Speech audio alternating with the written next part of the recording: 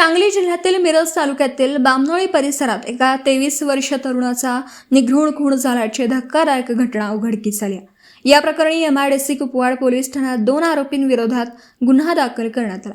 Police सूत्रांकडून मिळालेल्या माहितीनुसार फिर्यादी श्रीमती रुपाली महादेव अपराज वय वर्ष 41 राहणार बामनोळी कुपवाड यांनी दिलेल्या तक्रारीवरून गुन्हा नोंद करण्यात आला.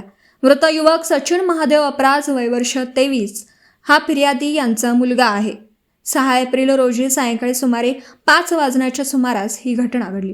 आरोपी रोहन उर्फ शुभम वाघमोडे वय वर्ष 23 व सुनील राजाराम दुधाळ वय वर्ष 29 दोघेही राहणार बामनोळी परिसर यांनी 4 दिवसांपूर्वी झालेल्या भांडणाच्या रागातून सचिन अपराज याच्यावर हल्ला केला.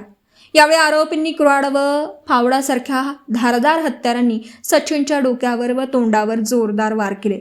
यात तो गंभीर जखमी झाला असून त्याचा मृत्यू झाला. या घटनेनंतर परिसरात भीतीचं वातावरण निर्माण झालं.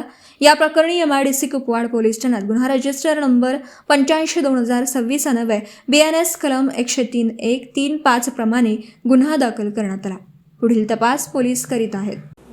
दिवसभरातील घडामोडींचा आढावा घेण्यासाठी पाहत रहा N24 मराठी न्यूज चॅनल.